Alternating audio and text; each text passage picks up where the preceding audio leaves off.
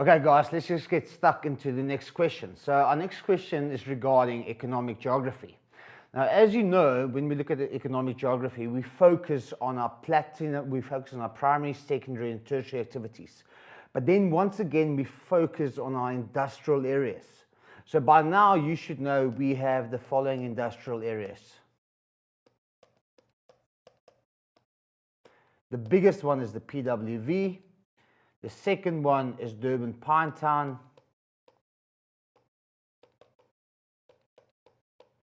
Then we have Port Elizabeth Uitenhage. And lastly, Southwestern Cape. Okay, very importantly, grade 12, so we're only going to focus on two for the prelim exams and for the final exams. And that's going to be PWV and the Port Elizabeth Uitenhage industrial areas. Now, very importantly over here, so we only have 4 major industrial areas. Okay, we want more of them. Why do we want more of them?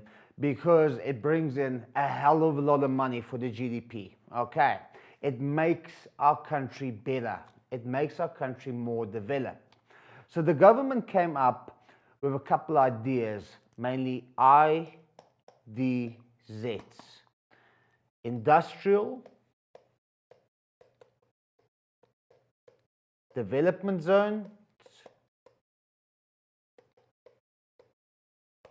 and we're going to look at SDIs, Spatial Development Zones.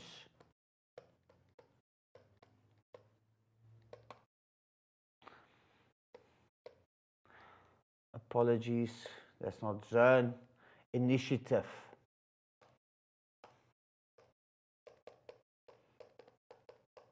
Okay, so we're going to focus on that. We're going to focus on the first one, Industrial Development Initiative, and I can mention SDIs as well, Spatial Development Zones. But very importantly, what we need to have a look at over here, great Charles, we want to create more areas like the 4 industrial zones in South Africa, like PWV, Port Elizabeth Uitenhage, Durban Pinetown, and Southwestern Cape. The simple reason why is because we not only focus on the primary activities, but we are processing and we are manufacturing. Okay, so we're getting a final product from a raw material. So that means we can export as well, and the consumers can buy directly from that. And when the consumers can buy it, it means our tertiary sector is improving as well. And once our tertiary sector is improving, it means we're making more money. If we go to our figure, if we quickly have a look at that, 3.6, strategies for industrial development initiatives. So industrial development zones. Apologies. Okay. And the one that they've mentioned over here is Richards Bay. Now, if you do not know where Richards Bay is, I'm going to show you on the figure. It's going to give you a tip. First of all, we can see the Indian Ocean. It's situated on a coastline. Do you see that? Because there's the Indian Ocean. Now, where do we find the Indian Ocean? On the east coast or west coast of Southern Africa. Okay, obviously the east coast. And what province is situated on the east coast? It's KZN, KwaZulu-Natal. But before we go and look at the questions, let's just quickly look at the keys that's being provided for us. Okay, definitely I can identify it as, okay, first of all, Richards Bay. Okay, it's definitely not a rural settlement, okay, because as you can see at the keys over there, they've mentioned a CBD. CBD stands for Central Business District, okay, and they've mentioned urban areas. Now, first of all, immediately when we discover urban areas, what do we know? We focus on secondary and tertiary activities, okay, so definitely it's a urban area. Now, then they've mentioned with little diamond-shaped keys, industrial areas. Okay. Now, I just want to use a different color pen and we just decipher this image over here. Okay. So the diamond keys is industrial areas. So what do we know with industrial areas? I'm just going to make that little diamond over here. It's processing taking place. It's manufacturing taking place. And when processing and manufacturing taking place, what type of activity is it? It's a secondary activity. Okay. Now, they've also mentioned titanium mines. Let me just see if I can find it. There's a titanium mine. What do we know about mining? It's a primary activity. Can you remember the 4 primary activities? It's farming, forestry, fishing, and mining. So we have a primary activity over there, and that's mining. Okay. Then, as you can see, the infrastructure is quite well developed because you got the John Ross Highway. They even showed the N2 situated over there. So infrastructure is well developed because of transport. And then H and B, these diamond industries, represents hillside and bayside aluminium. Okay, what we usually use in windows and cars, and etc. Okay, and as you can see, there's some sugar cane also situated over here. That's a primary activity because it's farming. And not far from the sugar cane is the sugar cane mills. Okay, so what happens at the sugar cane mills? Processing of the sugar. Okay, so it's been processed from sugar cane into raw sugar. So once again, it's a secondary activity. So if I can just summarize what's happening in Richards Bay, there is many activities taking place, and it's definitely an advantage because not only do we have primary activities, but we also have secondary activities. So that means high employment opportunities. Another thing I want you to pay attention to, and I hope you've picked this up, because Richards Bay is situated next to the Indian Ocean, what do we refer Richards Bay to? A break of bulk town. Now, who can remember what break of bulk town means? It means goods arrive in one form of transport and might leave in another form of transport. So Richards Bay, as you can see, there's even a port situated over there. So what's going to happen over there? Imports and exports. Okay, like I said to you before, we don't want to be the country that take all the raw materials, ship it off to China, and then buy it back. So it's basically what we're doing over here. We're taking our sugar cane, ship it off to China, and then just buy the sugar back. No, what do we want to do? We want to take the sugar cane, we want to process it into sugar, and then we take the sugar and we ship it off to China. We're making much more money, so much better.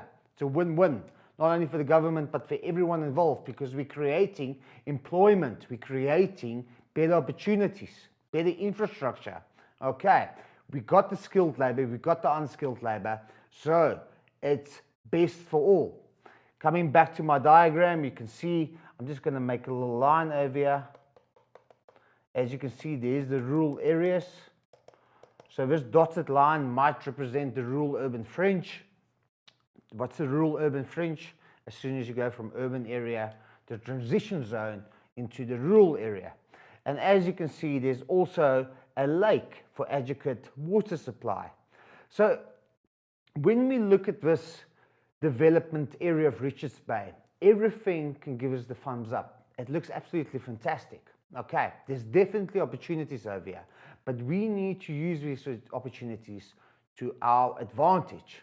Okay, so we want to maximize profit out of it. We want to maximize secondary activities out of it, processing and making to earn more money and even earning foreign income. So let's just quickly go and have a look at the questions for figure 3.6.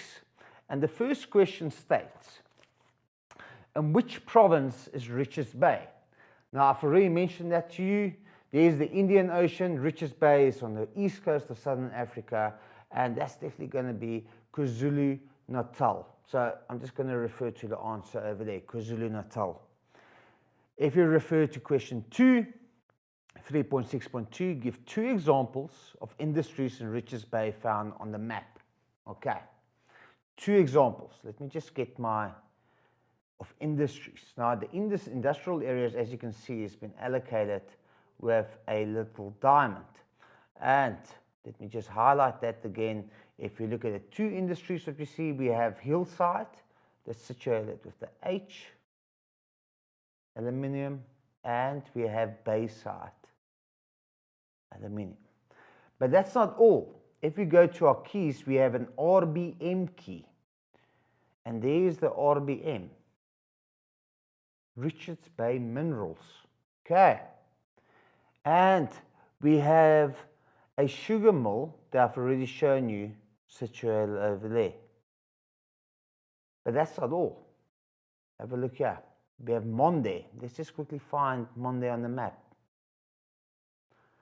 What's being processed over here? What type of industry is over there? Forestry, making paper. Okay. As you can see. And we can even go a little bit further, IQF. If we just have a look on our map, where's IQF? It's situated. Where's IQF? I can't find it right now. But that's also one of the industries that's being allocated in Richards Bay. Okay, so quite a few of them. Now, if you look at question 3.6.3, why is this area leading manufacturer of heavy machinery? Okay, what is heavy machinery? We're talking about massive machinery that's milling, using to make, to process, for instance, sugarcane. Okay, that's massive machinery. Now, why do you think this area, I just want to clean our diagram a little bit. Okay, just want to clean our area, and then I want to point out. Now, first of all, why is it, if I just want to go back to my question, why is this area leading manufacturer of heavy machinery? Now, first of all, as you can see, there's good access of transport routes. Okay, I'm going to write it down there.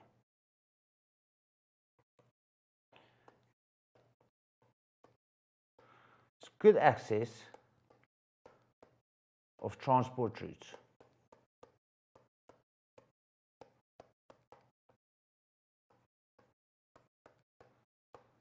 Okay, and as you can see, there's also access to water. So we're talking about resources. There's seawater and there's fresh water.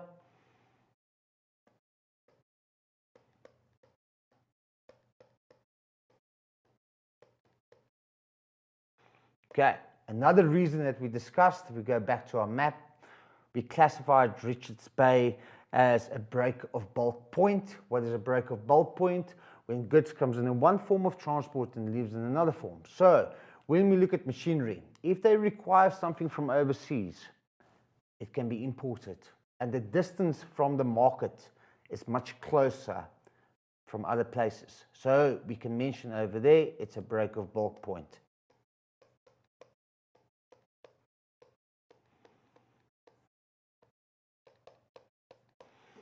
Now, obviously, there must be quite a high population, but when I'm talking about high population, you can see the surrounding rural areas.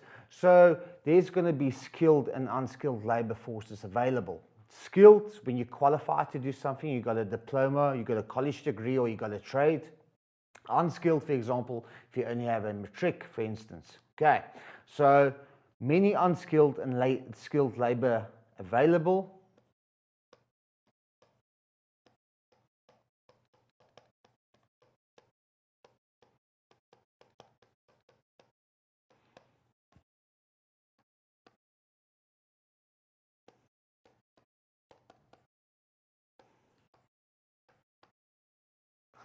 Okay, and then also, like I've mentioned, we can just add it because of the break of bulk point, well-equipped port.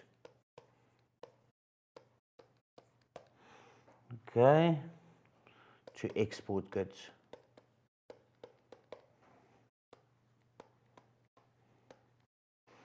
And lastly, what we can mention, and I want to especially use the sugarcane as an example. There's a sugarcane and there's a sugarcane mill. So the sugarcane is a primary activity. That's where the actual farming takes place. And the sugarcane mill is when the processing takes place, when we make sugar from the sugarcane. Look at the distance. Okay. Very close to each other. So that reduces transport costs. So that means even more profit can be made. So what can we say? Very close to raw materials. What can we say? The goods,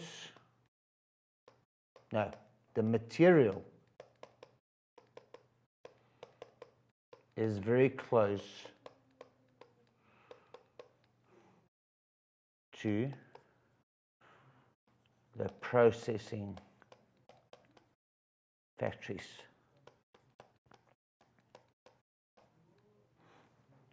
Okay, so if you look at our next question, question 3.6.4, how would industrial development in Richards Bay be advantage for the local communities? Now imagine this.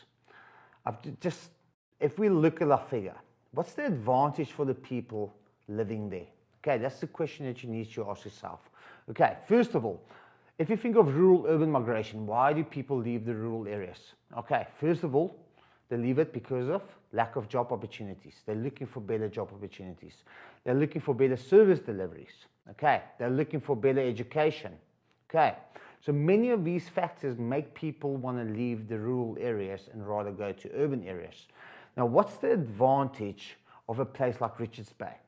First of all, foremost, great task is employment opportunities. Okay, there's so many different sectors on this figure that I can show you. We have primary sectors over here, we have secondary sectors over here, and we have tertiary sectors over here.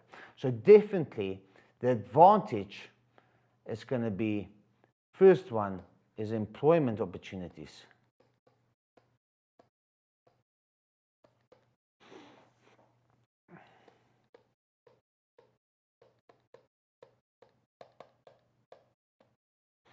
Okay, secondly, if people are more employed, keep in mind our previous question, think of it, food security, food insecurity. Okay, how can I put this? Who experience food insecurities? Poverty. Okay, no, poverty leads to food insecurity. Okay, so it means there's going to be less poverty, and what I'm trying to get to is less food insecurity.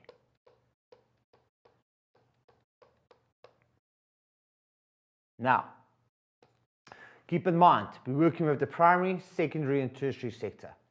All of them, if you look at the sugarcane fields, probably commercial farming because you've got the sugarcane mill just across the road over there. So definitely they're paying taxes. Manufacturing, they're paying taxes. They're taking their final product and they are exporting it to China, to India, or wherever. We're earning money. It adds to the GDP. Now, when it adds to the GDP, it means, what can the government do? Improve service delivery. So we can write down there,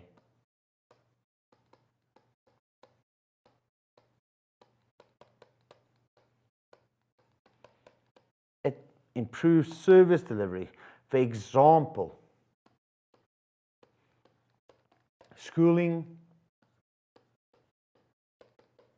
housing, and medical facilities.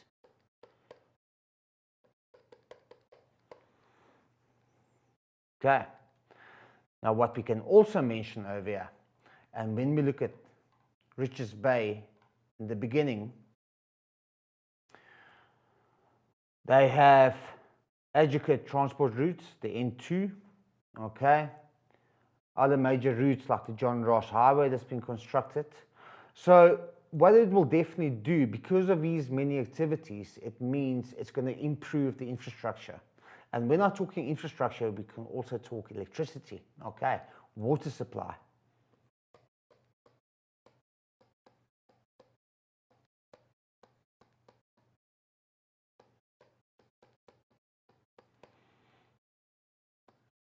Okay.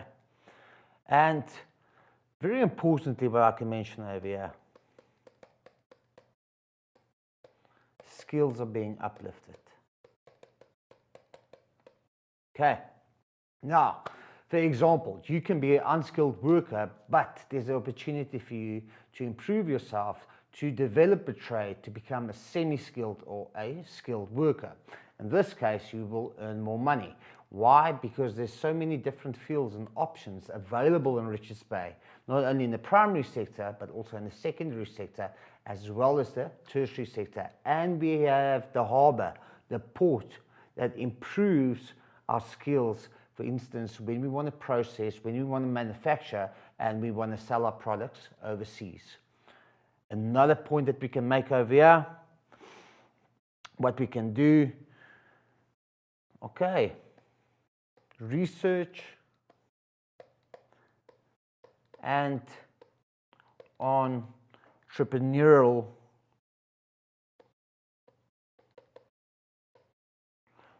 let me just spell this correct. Entrepreneurial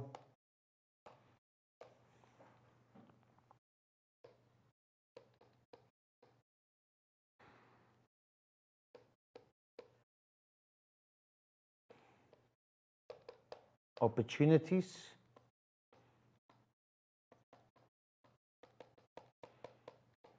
Okay. Now, for instance, how can we improve? Now, this is where our quaternary activities comes in. Okay, collecting data, analyzing data. How can we improve the situation over there? Might it be foreign income? Might it be overseas investment, or etc.? Okay, so many opportunities might come from this because we have all four of our economic activities situated in one place. Okay, let's move on to our next question. And our next question states, explain why Richards Bay would be attractive in terms of infrastructure for both local and international investors. So this is an interesting question. The previous question asked, how is it going to benefit the people from Richards Bay? Now, the next question is, how are we going to attract people from overseas to invest into Richards Bay? How are we going to attract people from PWV, Gauteng, major developing countries, industrial companies to invest in Richards Bay to make it even better? And there's quite a few that we can mention. And the first one is there's a well-developed transport network.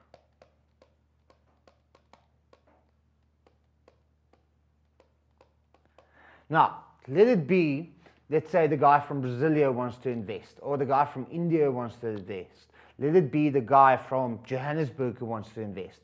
The infrastructure is well developed. I mean, first of all, Richards Bay is situated at a port, so it makes it easy to import or export products or goods. Okay, so the guy in India or in Brazil can be easily accessible because Richards Bay is a break of bulk point. So it's easy to do business. Now, talking about the guy in Johannesburg, we've got the N2 highway stretching from Richards Bay all the way down to Durban, and we have the N3 highway.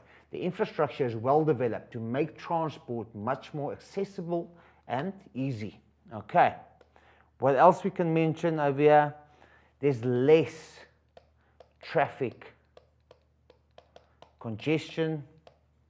So it means we will be more productive. Okay, if you look at our four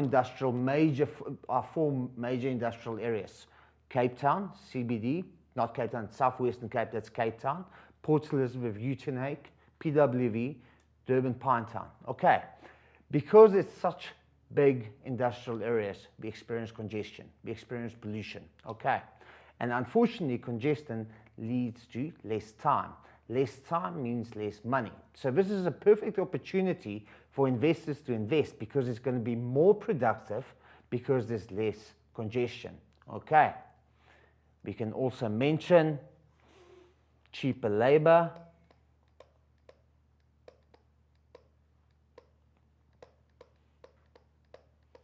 On the outskirts,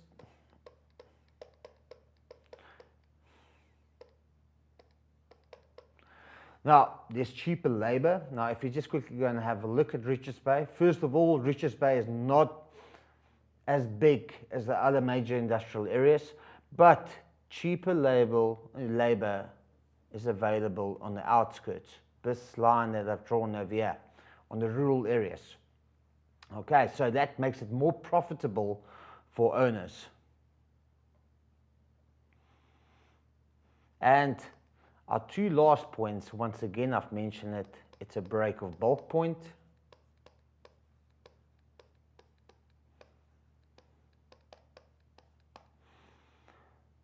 We can also mention it's close to an international airport.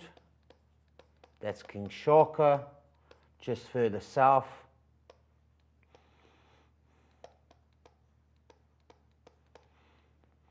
And because so many activities takes place, the municipalities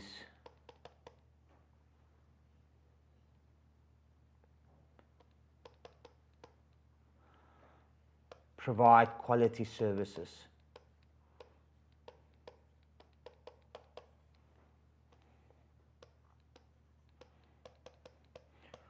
So that means it improves the quality of life and the standard of living of people living there. Okay, people are happy to be in Richards Bay. So it's definitely a brilliant plan, because people have employment opportunities, okay, more money being made, and better quality of life.